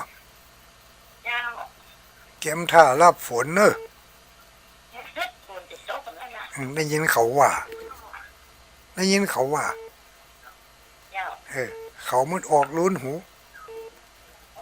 อนุโมทนาในเวเนอร์เอาขอบใจหลายๆเสียนในลูกปฏิทินอ่ะเบอร์31อ่ะไผลุงดอยก็อ่านแน่เนาะเบอร์อย่างไปหู้นั่นมันมีชื่ออยู่ฮั่นลูกมีชื่ออยู่ในฮั่นลูกเจ้ามีชื่อในฮะเบอร์31อีเจกา31นะแม่นบ่ใจติ๊กอะ31นั่นท่านอาจารย์มหาสมชาติ31อ่ะแม่กันน่ะ31นั่นอาจารย์มหาสมชาติอาจารย์สมชาตินะส่งมาแม่นั่นก็เบอร์เปิ้นเบอร์31ติดหน้าอกคั่นน่ะเจ้าแล้วก็พอที่พอเบอร์นี่แล้วก็ไปพอเบอร์บนพุ่นก็น้องพอแล้ว31นั่นของอาจารย์มหาสมชาติเนี่ยไม่ใช่ทุลุงดอยหรอกมันชอบพอเนอะถ้าป้าจะมีรางวัล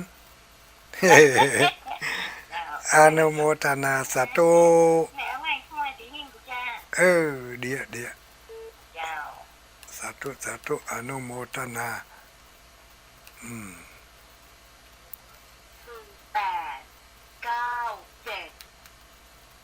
9 7 เจริญพรก็ฟังม่วนอกม่วนใจเออสบายใจดีโทษทำนะเอาไว้ในใจเนอะเอาไว้ในใจตัวเอาไว้ในตัวตัวเนอะเจ้าจะไปทำแม่ไม่แอบซื้อไหนไม่ได้แล้วต้องทำคนเดียวเจ้าแม่นแล้วจะไปเอาไว้จะไปเอาไว้ในใจไผบ่หันตัวหม้อเจ้าโอ้มันม่วนใจแม่นไม่อุ้ยอย่างนี้ไม่อุ้ยนี่ไอ้หุ้ย4,000อยู่บ้านห้องอำเภอบ้านห้องจังหวัดลำพูนเจ้าโทรมาครั้งแรกนี่เจ้าอายุ88แล้วเจ้าฮั่นแน่80ปลายเก่งใจนะเจ้าสาธุสาธุอนุโมทนาเนอะแม่มาหาซื้อหน่อยก็ได้แล้วแม่นแล้วสาธุสาธุสุขภาพแข็งแรงเนอะสาธุกินข้าวล่ำลงนอนรับสบายโชคดีมีใจเนอะ092-272-2499เจริญพรสวัสดีโอ้ยกำลังจัดเจ้าตุลงเจ้าทองจากบ้านห้องจันนะเจ้าอัลโหลแต่ว่าไปก็เป็นคนน่ะวันนี้ใครเจ้าจะมาดูแต่ว่าเป็นกระดูกทับเส้นตุลงเจ้าก่อนไปบ่อยอยู่แม่สายทองเจ้าตืดขว้างเหรอก็ไปไหนก็ได้ไม่เต้ามันพูกกับหมอนั่นน้อยเจ้าอันหมูนี่มันหมูหมอนัดร้อนเนาะเดี๋ยวกับหมอนัดเดี๋ยวกับนัดหมออยู่หั่นกะเป็นโรคเป็นกระดูกทับเส้นเจ้าเอาละมาใครมาอยู่ก็ฮอก็ให้มันอยู่ด้วยกันไปเนอะเดี๋ยวขอโทษแล้วเนาะนั่นกะเดี๋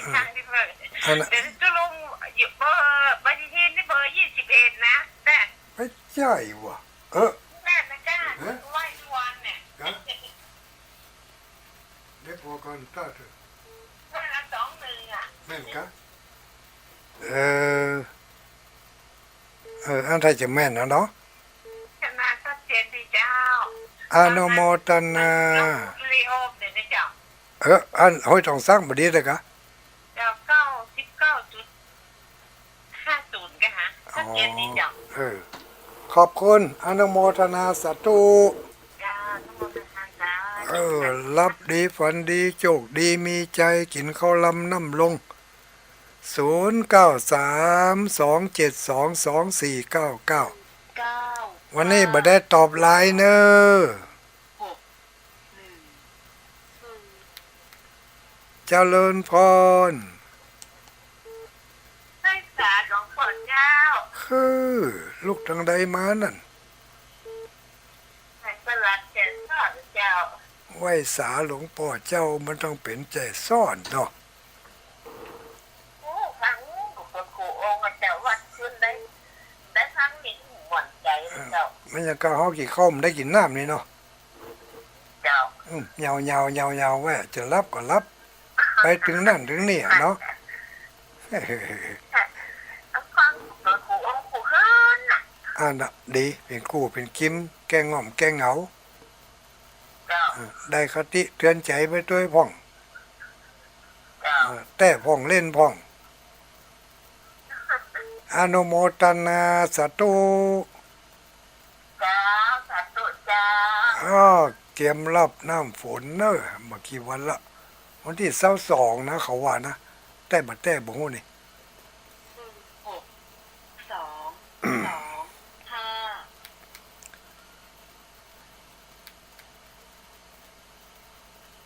เจริญพรโป้ย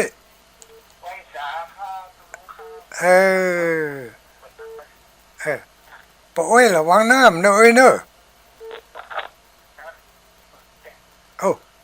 ยังควอดเขตไปฮะของที่สตาร์วิดีโอ102.5อำเภอนาน้อยนะครับจังหวัดถุงโคตรครับน้องไม่ได้ครับลุง แล้วลูกนี้เนาะ ครับ ขอบคุณเจ้าของสถานีเปิ่นเห็นเนอะ ครับครับ เออ ชัดเจนฟังแต่กับ ชัดเจนดี อย่างทั้งชาวตัดเสียงชัดเจนชาวตายคนใส่นั่งทำต้องใส่ใจง่ายครับนอกฟังแต่มันเป็นอีวกอีใจครับลูกครับทำนั่งต้องเถิดครับ เออเมื่อได้เขาควายจะว่องเหรอเนาะ ครับอย่าว่างนะครับของนักทุนปีนี้ยุบนะครับของเย็นลงไปเย็นครับของข้าจะจัดทุนไปตลอดทุนยายมันยาวครับ สาธุสาธุอนุโมทนาเนอะปนานปน้อยเนอะปนานเนอะโชคดีมีใจสุขภาพแข็งแรงแข็งแรง0932722499 6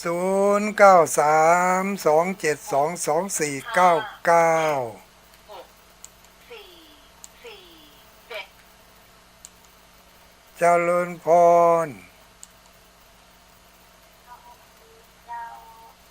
ไม่อุ้ยหยัง มาจากพะเยาเด้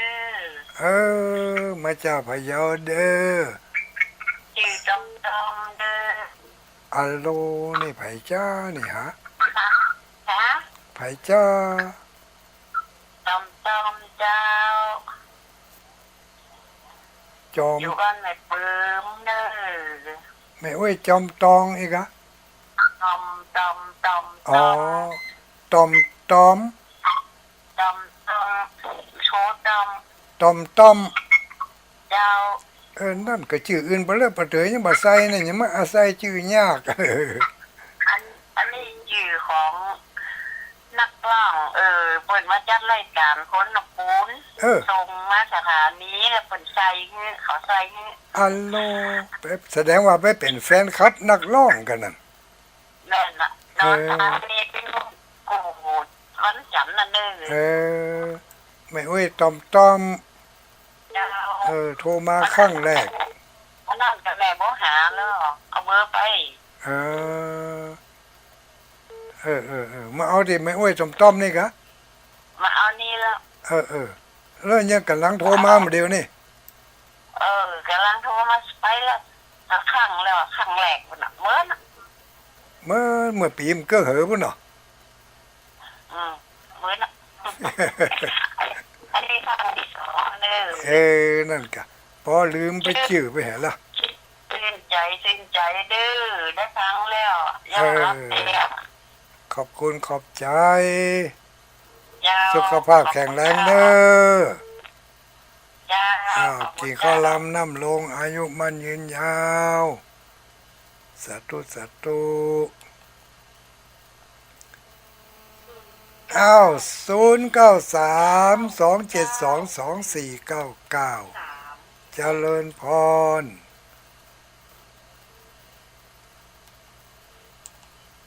สวัสดีเจริญพรไผเอ่ยเสียงดังก้อยได้ว่าก้อย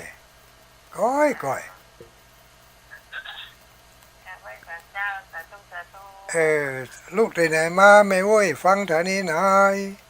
แม่อุ้ยลูกสันตาแม่โจ้หลังลงพักแม่โจ้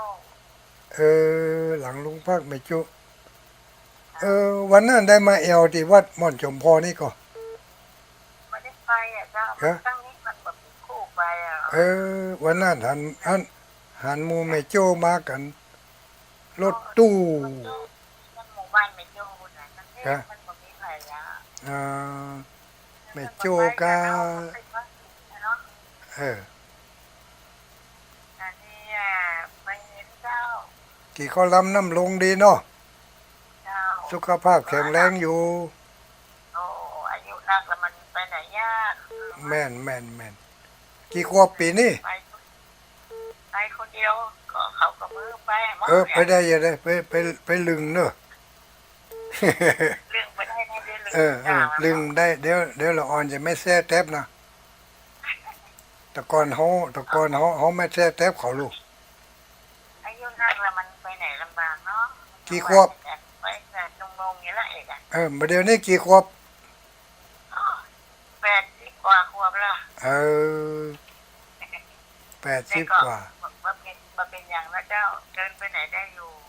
อันน่ะอยู่ตำบ้านตำจ้องตำมุมมันเหนือมันใต้น่ะไปไกลไปข้าม ถ้ามีคนไปโดยลูกเจ้านี่ไปค่ะ นั่นน่ะเอาเขาว่านะถ้าเขาเฮ้ไปไหนก็ไปรถเครื่องย่างไหนก็ย่างเนอะเอาเครื่องรถเครื่องเขาก็เมื่อกี้รถทีเขาก็เมื่อกี้นอกจากเขาจะมาหับอันนั้นไปไหนเขาก็ว่างรถเครื่องนะคะอยู่บนที่เล่นทางมันถึงอย่างนั้นสังคมมาเดียวมันจะเหมือนสังคมแต่ก่อนเนาะยังไม่ได้อยู่คนเดียวเลย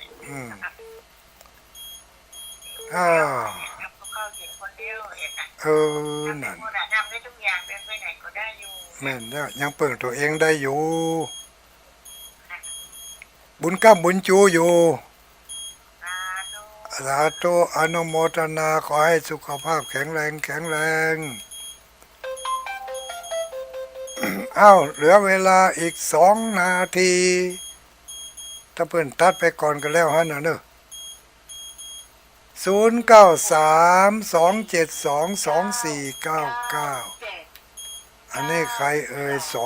200ใครเอ่ย200ใครเอ่ยภาษาละปูนไม่ว่ายังไม่ว่าคำปันโทรมาก็หาเคยมาก็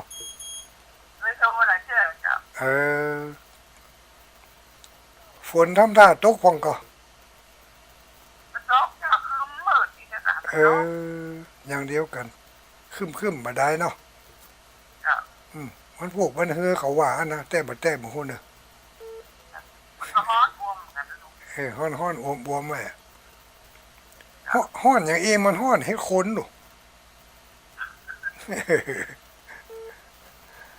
อนุโมทนาในเวเนอร์ขอบคุณขอบใจอย่ายมละลายเขาละกันตัวเองก่อนบอกเดี๋ยวสถานีเป็นละอันนี้รายการสุดท้ายเนอเดี๋ยวจะได้อำลากันละญาติโยมสาธุชนเจริญพรอยู่บ้านไหนอยู่บ้านไหนบ้านแม่สุกวังเหนือเจ้าชัดเจนดีเนาะโทรได้คำติดแล้วเลยไปจมมันน่ะโทรบ่ติดนั่นน่ะนี่กันติดนั่นกะจะมาใช้นะขอบคุณหลายๆเนอะสุขภาพถ้าไปอยู่กับบ้านนั่นน่ะดู89แล้วนี่อายุ89ถ้าเฮาเนี่ยอายุหมออันถ้าจะม่วนขนาดนักนี่มันเห็นสมองตีบเฮาลาคนฟังตัวเองก่อนเนาะเจ้าพร้อมกันนี้ก็ขออำนวยอวยพรให้คณะศรัทธาญาติโยมทั้งหลายที่ได้ยินได้ฟังอยู่ในเวลานี้ที่เปิดเครื่องรับฟังอยู่ก็ขอมีความสุขความเจริญอายุมั่นยืนยาวปราศจากทุกโศกโรคภัยไข้พยาธิอาพาธทั้งหลายอย่าได้มาเบียดเบียนมีความเป็นอยู่สุขเสียนเหมือนกันกูคนจัตตารโอธรรมาวัฏันติอายุวันโนสุขังปะลังเจรายการต่อเด้อตุลุงบ่มีเพลงแล้วเข้านาคอมบ่ได้